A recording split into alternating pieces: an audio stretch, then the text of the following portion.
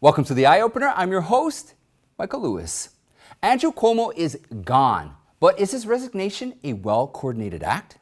The passage of the bipartisan bill is proven to be a Trojan horse.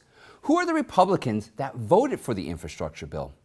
If you're a wine lover, then there is a brand you need to know about called We the People. The UK's experience in lifting all COVID restrictions is a wake-up call to all experts in government. We don't seem to know this virus well enough. Okay, my friends, let's take a closer look together. New York Governor Andrew Cuomo is finally leaving. Cuomo's resignation takes effect in 14 days. In a televised speech yesterday, the governor said, "The best way I can help now is if I step aside and let government get back to governing."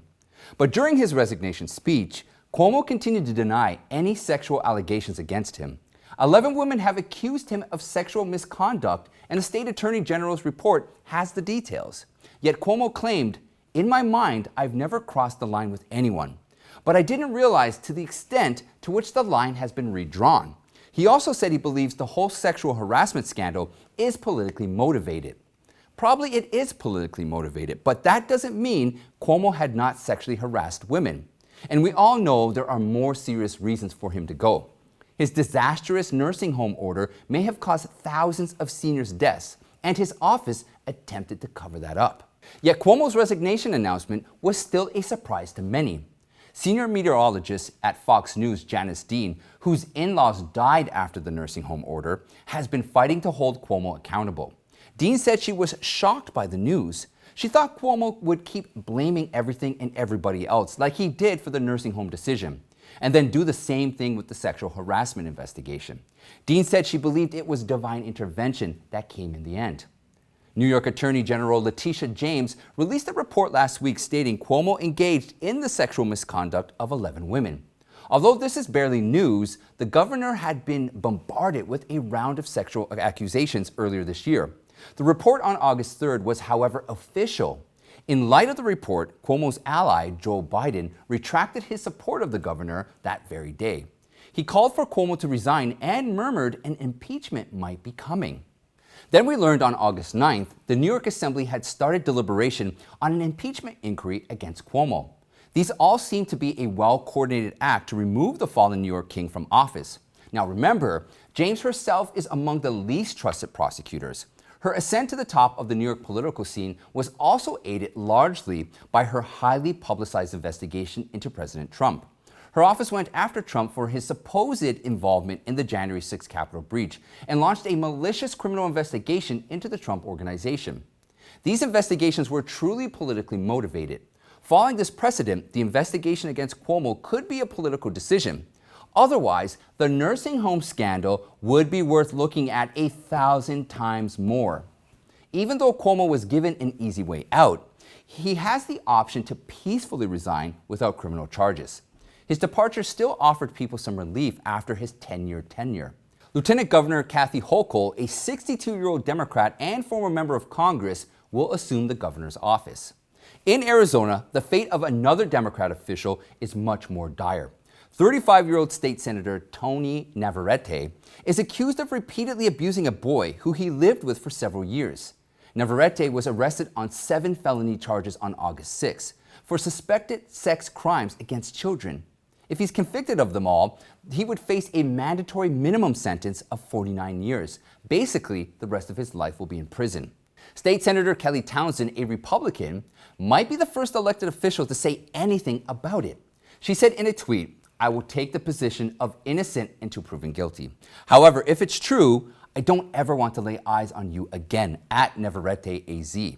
"I pray for your victims and I demand justice to be done to its fullest extent." Besides Republicans, the Arizona Democratic Party, the Senate Democratic Caucus, Democratic lawmakers, and the Arizona LGBTQ Legislative Caucus all called for Navarrete to resign. The Arizona Democratic Party said in a statement, "While everyone in the country is entitled to a fair trial, elected officials must be held to the highest ethical standard." Given the gravity of the felony charges against Navarrete, the Arizona Democratic Party is calling for his immediate resignation. Yesterday, 5 days after being arrested, Navarrete resigned effective immediately.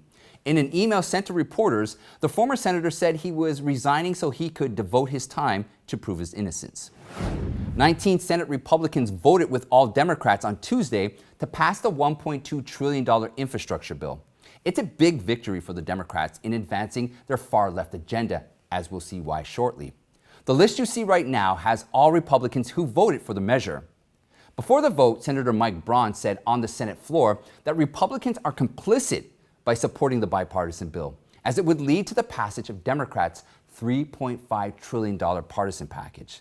Senator Tommy Tuberville, who voted against the measure, said after the vote, the final legislation is loaded with giveaways to big cities and pet projects that have little to do with real infrastructure.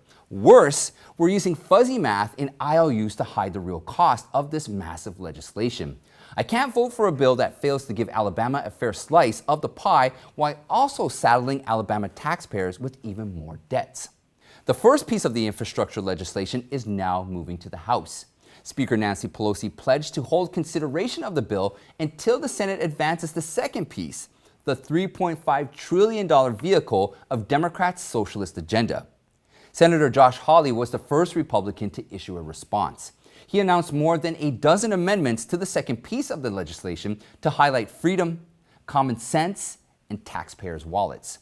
Hawley said, if you think Joe Biden is unpopular now, wait until voters get a good look at Biden's budget.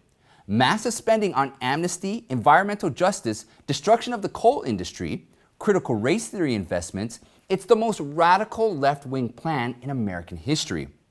Hawley's proposal may not get picked up, but coming up with amendments is an effective way to expose the agenda. According to Hawley, the Biden administration still hasn't given up CRT, the already failed anti-American divisive ideology.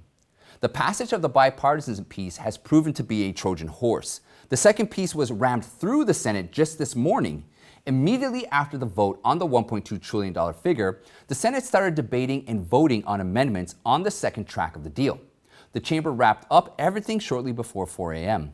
By a 50-49 vote, the $3.5 trillion budget was passed without Republican support. The House is now poised to take up the measure during the week of August 23rd.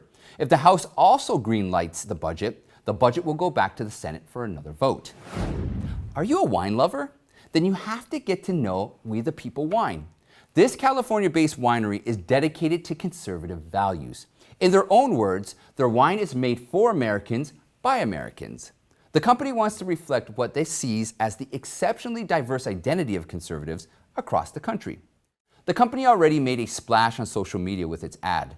Millions of people have viewed the commercial, which starts with former President Ronald Reagan telling fellow Americans, quote, "It looks like some things have changed."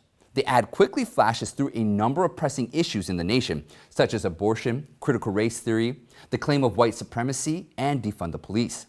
Then it reminds everyone those so-called social justice movements no longer reflect American values that are centered on freedom.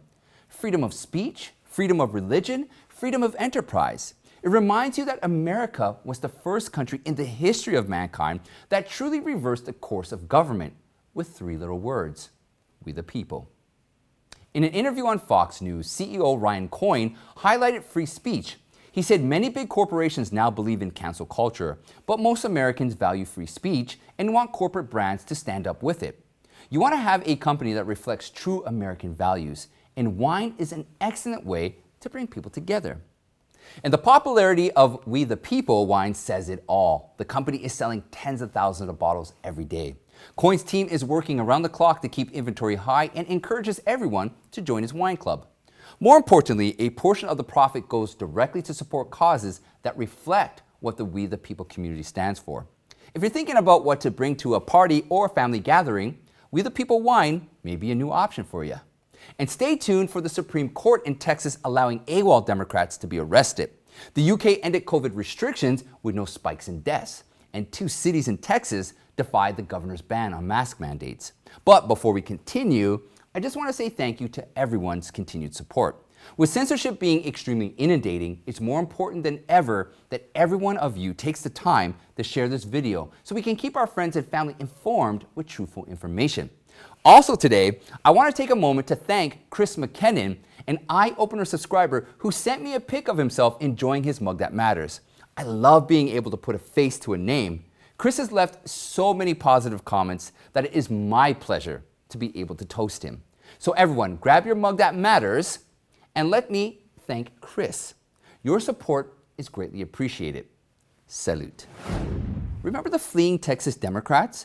Well, now they could face arrest whenever they return. The Texas Supreme Court on Tuesday voided a lower court's order that would have stopped the arrest of the lawmakers. House Speaker Dade Phelan and Governor Greg Abbott asked the court to overturn the order. They argued that the Texas Constitution empowers the legislature to compel attendance of its members. Democrats, in response, said they would fight for a temporary injunction at the district court level. In the meantime, some Democrat lawmakers are on their way back to Texas, and some have left Washington. Governor Abbott has ordered another special legislative session for this month. Besides the two election integrity bills, bail reform, benefits for retired teachers, and child protective services reforms are some of the other important measures on the table for the special session. On July 19th, the UK lifted almost all remaining COVID restrictions. The British government faced searing criticism for the decision as the Delta variant was still soaring in the country. Some projections made by experts and critics warned that Johnson's Freedom Day reopening plan would push cases, hospitalizations, and deaths to explode into a catastrophic level. But the opposite happened. Daily cases in the UK dropped significantly pretty much around the days that the restrictions were lifted, and the numbers have maintained at a much lower level. The third wave for the UK, driven by the Delta variant, had been nothing like the first two. The previous waves caused the country nearly 130,000 deaths, whereas January's peak saw as many as 80,000 daily cases and 1,300 daily deaths. In contrast, July's peak of 60,000 daily cases brought no more than 78 deaths in one day. So far, more than 47 million people have had a first vaccine dose. Nearly 90% of the adult population and about 39.5 million, around 75% of adults, have had both doses. Vaccination seems to have shown its power, but it also tells us we don't know the best way to contain the virus. At least the so-called experts and critics' predictions were proven wrong. If the UK's experience says restrictions like mask mandates are not helpful in curbing the spread of the disease, why would the CDC continue to push everyone, vaccinated and unvaccinated, to keep wearing the masks? The health agency itself has no data to prove it. We should demand the science and evidence behind such decisions, particularly on the issue of masking. But for some obscure reason, some school boards have chosen the mask mandate regardless of the evidence. Governors of both Texas and Florida have barred public schools from requiring students to wear masks. Two school districts in Texas, Austin and Dallas, announced this week that everyone, students, teachers, employees, and visitors must wear a mask while on school property. The two districts account for about 250,000 students.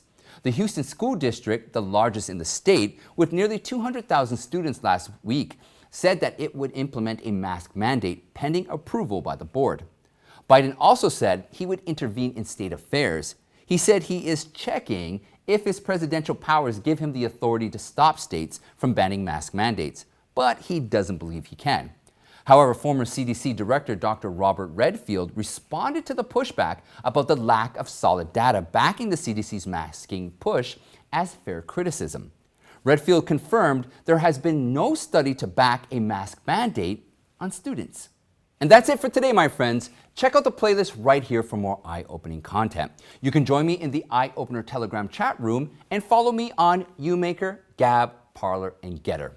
Don't forget, please sign up to the email list so that we can stay in touch. I'd like to thank you all, and I'll see you next time.